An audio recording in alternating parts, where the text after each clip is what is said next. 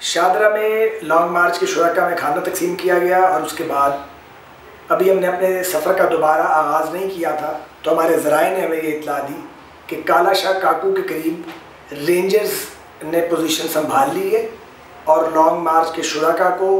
ताकत की बुनियाद पर वहाँ रोकने की कोशिश की जाएगी। जनाब नवाज शरीफ ने अपने साथियों से मुशावरत की और ये फ़ैसला किया कि कुछ भी हो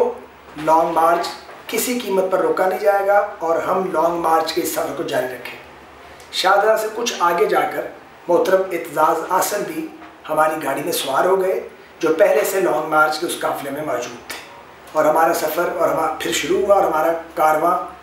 मंजिल की जानिब रवां दवां हो गया। थोड़ी ही देर के बाद हमें फिर ये इत्तला मिली कि हुकूमत ने अपनी कोशिश की है लेकिन वो काला शाह काकू के करीब रेंजर्स की डिप्लॉयमेंट में नाकाम रही है और हमारे सुनने में ये भी आया कि पुलिस या रेंजर्स ने हुकूमती अहकामात पर मुजाहिरीन पर तशद्दुद करने या गोली चलाने से इनकार कर दिया है। इस वक्त रात के तकरीबन 12 बज रहे हैं और हम मुरीद के करीब से गुजर रहे हैं और हमारे इर्द गिर्द एक अजीब समा है। लोग अपने बच्चों अपने अहले खाना समेत सड़कों पर मौजूद हैं और वो लॉन्ग मार्च में शिरकत को एजाज़ समझ रहे हैं और वो मियाँ नवाज शरीफ साहब की एक झलक देखने के लिए बेताब है। हमारा काफ़िला जस्ता जस्ता आहिस्ता आहिस्ता कदम ब कदम आगे बढ़ता चला जा रहा है। सबसे पहले कामोकी के करीब वज़ीर आज़म हाउस के ज़राए से किसी ज़ाती ताल्लुक़ वाले शख्स ने हमें ये इत्तला दी कि जजेस की बहाली का फ़ैसला हो चुका है, लेकिन ये इत्तला मुसद्दक़ा नहीं थी। हमारा काफ़िला आगे बढ़ता गया। कुछ देर के बाद एतजाज़ आसन साहब के मोबाइल फ़ोन की घंटी बजी। उन्होंने कॉल रिसीव की और मुख्तसर बातचीत की। एतजाज़ आसन साहब की गुफ्तगू से अंदाज़ा हुआ कि वो किसी आम शख्सियत से महल गुफ्तगू। बहुत मुख्तसर गुफ्तगू के बाद फ़ोन बंद हुआ और चौधरी एतजाज़ आसन साहब ने मियाँ नवाज शरीफ साहब को आगाह किया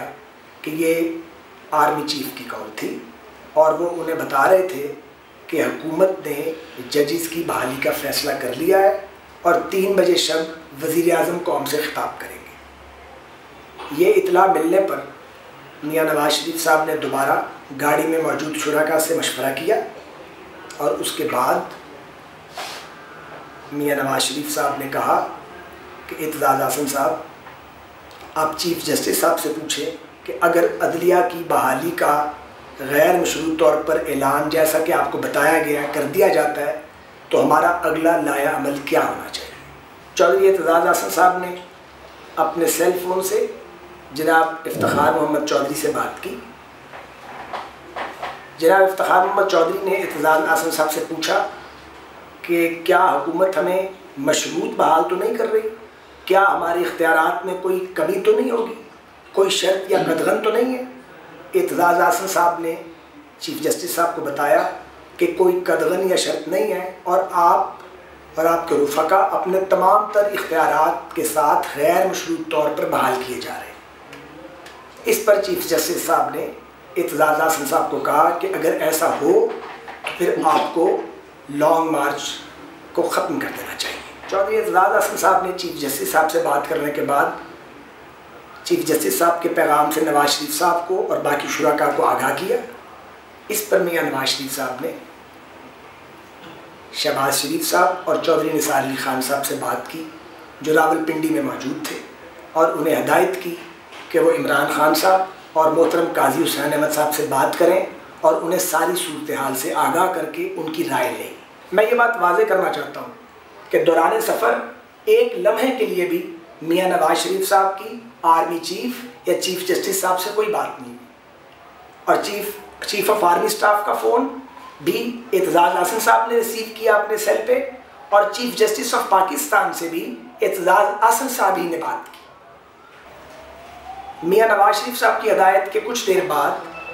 चौधरी निसार अली ख़ान साहब और शहबाज शरीफ साहब जो इकट्ठे थे रावलपिंडी में, उनकी रिटर्न कॉल आई और उन्होंने मियाँ नवाज शरीफ साहब को कहा कि काजी साहब और इमरान खान साहब की ख्वाहिश है कि लॉन्ग मार्च चलता रहे और इस्लामाबाद तक आए। इस पर नवाज शरीफ साहब ने निसार अली ख़ान साहब और शहबाज शरीफ साहब से कहा कि आप उन्हें फिर बताएं कि अदलिया की बहाली का ऐलान होने वाला है chief justice of Pakistan Ittedal Hasan साहब को, यानी वकला के रहनुमा को, क्योंकि अली अहमद कुर्द नज़रबंद थे कोयटा में, रास्ते में उन्हें डिटेन कर लिया गया था, ये वाज़ेह हिदायत दे चुके हैं कि अगर अदलिया बहाल कर दी जाती है तो आपको लॉन्ग मार्च कॉल ऑफ कर देना चाहिए। और चूँकि ये कॉल पॉलिटिकल पार्टीज़ की नहीं बल्कि वकला की थी, ये इस्तेहकाक भी उन्हीं का है कि वो इसे कंटिन्यू करें या कॉल ऑफ करें। और दूसरी दलील नवाज शरीफ साहब की अपने साथियों को ये थी कि वो इमरान खान साहब और काजी साहब को कहें कि चूँकि लोगों को अदलिया की बहाली के नारे की बुनियाद पर निकाला गया है, पंजाब में हुकूमत जो है उसे तोड़ दिया गया है, गवर्नर राज लगा हुआ है। नवाज शरीफ साहब ने कहा मुझे और शहबाज शरीफ साहब को हमें डिस्क्वालीफाई किया गया डोगर कोर्ट से। अगर हमने अनाउंसमेंट के बाद भी लॉन्ग मार्च का सफ़र वकला की और चीफ जस्टिस साहब की ख्वाहिश के बरक्स जारी रखा तो ये तासुर पैदा होगा और ये कहा जाएगा कि शायद हम लॉन्ग मार्च की कुव्वत को पंजाब की हुकूमत की बहाली या अपनी नाअहली के ख़ात्मे के लिए इस्तेमाल करना चाहते हैं, और जो इखलाकी और सियासी तौर पे बिल्कुल दुरुस्त नहीं होगा। गुजरांवाला से कुछ देर पहले चांदा कला के करीब गुलाम दस्तगीर खान साहब की साहबजादी की अकामत गाह पर नवाज शरीफ साहब ने क़याम किया ताकि वज़ीर आज़म साहब की तकरीर सुनी जा सके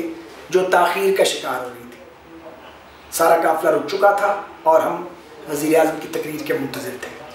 5 बजे के लगभग वज़ीर आज़म पाकिस्तान टीवी स्क्रीन पर नमूदार हुए और उन्होंने मुख्तसर खिताब के दौरान जजेस की बहाली का ऐलान किया, जिसके साथ ही वहाँ मौजूद सैकड़ों लोग एक दूसरे से गले मिले और अल्लाह ताला का शुक्र अदा किया गया और एक दूसरे को मुबारकबाद दी गई। पाकिस्तान और अपने वादे के मुताबिक जनाब इफ्तिखार मोहम्मद चौधरी साहब समेत तमाम मज़ूर जज साहबान की उनके ओहदों पर बहाली का ऐलान करता हूँ। इस अनाउंसमेंट के बाद मियां नवाज शरीफ साहब ने अपने रुफ़ाका की मुशावरत से ये फैसला किया कि उन्हें गुजरांवाला शहर जो बिल्कुल साथ है 2-3 किलोमीटर, वहाँ जाना चाहिए। वहाँ हज़ारों लोग इंतज़ार कर रहे हैं और वहाँ जाके इस अजीम कामयाबी पे अल्लाह ताला की सिपासगुजारी के बाद वापसी का ऐलान करना चाहिए। मैं फिर वाज़ेह कर दूँ कि हमारी वापसी के ऐलान की बुनियाद यही थी कि वकला और कौम का मुतालबा पूरा हो चुका था। अवामुन्नास को पंजाब हुकूमत की बहाली के लिए नहीं बल्कि जजेस की बहाली के लिए निकाला गया था और ये मुतालबा पूरा हो चुका था। अगर हम मज़ीद सफ़र जारी रखते चीफ जस्टिस साहब और वकला की आदत की ख्वाहिश के बरक्स,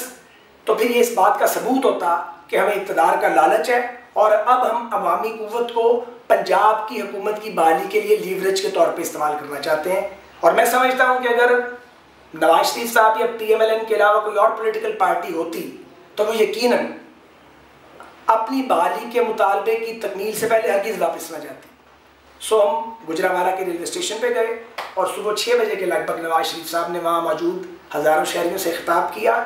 कौम का, वकला का, मीडिया का, सिविल सोसाइटी का, जमात इस्लामी के कारकुनों का, तहरीक इंसाफ का और तमाम पॉलिटिकल पार्टीज़ का शुक्रिया अदा किया। और उसके साथ ही उन्होंने आसिफ जरदारी साहब और यूसुफ रज़ा गिलानी साहब का भी शुक्रिया अदा किया कि भले ताख़ीर से सही लेकिन उन्होंने कौम की आवाज़ को सुना है और बहुत ज़्यादा ख़तरनाक सिचुएशन तसादुम की पैदा नहीं हुई। और उसके बाद हम वापस लाहौर को आ गए। मेरे नज़दीक पाकिस्तान की 62 साल तारीख़ में ये पहला वाक़या था कि पाकिस्तान की किसी हुकूमत को अवाम की ताकत के सामने न सिर्फ झुकना पड़ा बल्कि अवामी सैलाब को इससे पेशतर कि वो अपनी मंजिल पर पहुंचता, हुकूमत झुक गई और हुकूमत को पाकिस्तानी कौम का मुतालबा मानना पड़ा। 16 मार्च का दिन दरअसल 14 अगस्त 1947 की तरह बहुत अहम है। 14 अगस्त 1947 को इस खित्ते के मुसलमानों ने अंग्रेज़ और हिंदू की ग़ुलामी से आज़ादी हासिल की और 16 मार्च एक ऐसी तारीख़ है जब पाकिस्तानी कौम हकीकी मानों में आज़ादी से रोशनास हुई। 16 मार्च 2009 का दिन पाकिस्तान में अदलिया की आज़ादी, आज़ादी इजहार, शख्सी आज़ादियों और जमहूरी आज़ादियों की जद्दोजहद में एक संग-मील की हैसियत रखता है। और 16 मार्च 2009 को पाकिस्तानी कौम ने एक असूल की खातिर सड़कों पर निकल के, मैदान में आके और लाखों की तादाद में इकट्ठे होकर दरअसल आलमी बरादरी को भी ये पैगाम दिया कि पाकिस्तानी कौम जमहूरियत पसंद है, पाकिस्तानी कौम जमहूरियत की ताकत से, जमहूर की ताकत से अपने फैसले करना जानती है।